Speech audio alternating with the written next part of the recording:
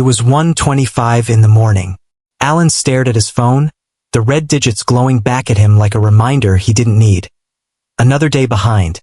Another bill unpaid. His landlord's voice still echoed in his head. "You better have my rent this week." Alen didn't argue. He just said, "Yeah." Even though he had no clue how. He had more important things on his mind, like his sister Bailey. She was only 14, but her world was falling apart faster than either of them could handle. Her laptop was broken again. Of course it was. Just like the fridge. Just like their future.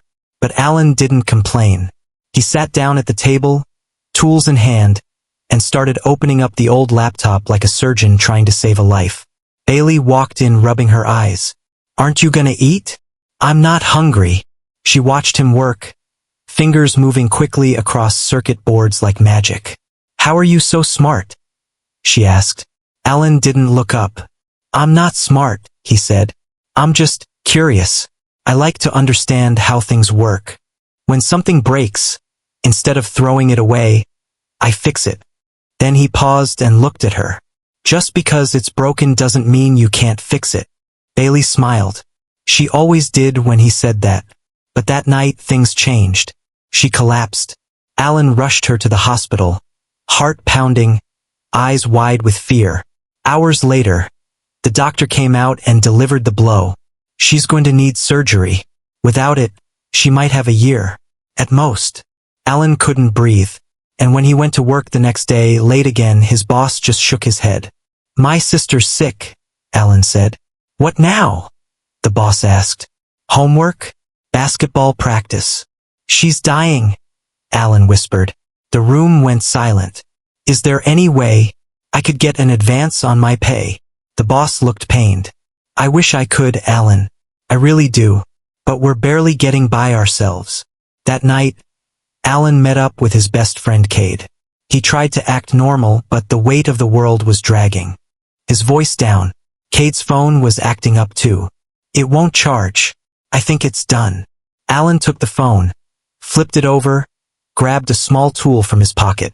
A moment later, fixed. "Sometimes it's just dust," Alen said. "Not everything's broken. Some things just need cleaning." Cade stared at the phone, amazed. "You could make money doing this." Alen laughed bitterly. "Money? That's exactly what I don't have." But then Cade had an idea. They met with Rocky, a sketchy but connected guy who had just come into a huge haul of secondhand phones. Hundreds of them. "They failed quality tests," Rocky said. "But they still work. They just need a little love." Alan's eyes widened. He could fix these. He knew it. "How much?" he asked. 30 grand for the lot." Alen swallowed hard. "I don't have that." "Friends and family discount?" Rocky said, grinning. Later that week, Alen managed to pitch a pawn shop down the street. The owner agreed to buy 75 of the fixed phones for $20,000. If he could fix the rest and sell them to nearby shops, he could cover the cost, pay the rent, and save his sister. But first, he needed that money. He went to the bank, papers in hand, hope clinging to his chest. Rejected. "You've got too much debt," the banker said. "Unless you have collateral." Alen left the bank crushed. But then Cade walked in holding a small velvet box. "My grandma's earrings," he said. "Antique diamonds. Worth 20 grand. Alen shook his head. "You can't." "I believe in you," Cade said. "Bailey needs that surgery." Alen hugged him. Hard. But just when things seemed to be turning, another blow hit. The pawn shop, the one that promised to buy the phones, was robbed. The owner went out of business. The entire plan collapsed. "I don't know what to do," Alen said, face buried in his hands. "Bailey's out of time." But Bailey, even in her hospital bed, whispered the words back to him. "Just because something's broken doesn't mean you can't fix it." And that lit the fire. Alen stayed up all night fixing phones, with Cade and Rocky helping.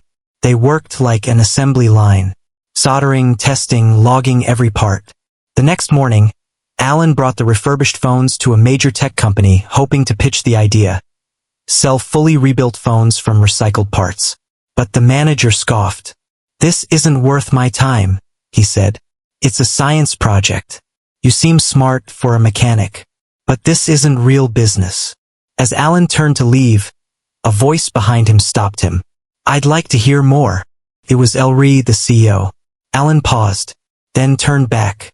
I have something that could save you money, boost profits, and help the environment. He held out the phone. All rebuilt. All old parts. Even the Z-circuit bridge. Elri inspected it. If you can pass 80% quality by end of the month, I'll buy. But if you're even 1% off, it's over. Alen nodded. You got it. With less than 12 hours, he and his friends worked like machines. Then testing day. You missed by 0.1%, the tester said, frowning. Alan's heart broke. But then Cade wiped off a sensor. Just dust. Try again, he said. Test passed. Elri came back. How much per unit? Alen said, $50. Elri smirked. 80. Cade jumped in. 60. 75. Elri countered. Deal. Prepaying for 10,000 units, she said. I like the way you negotiate. Alen rushed back to the hospital. We're going to Disneyland, right? Bailey whispered. Absolutely, Alen said. Weeks later, she was out of the hospital. Healthy. Laughing. Alen bought them a house. She ran through it, smiling ear to ear. He handed her an envelope. Open it. Inside, Disneyland tickets.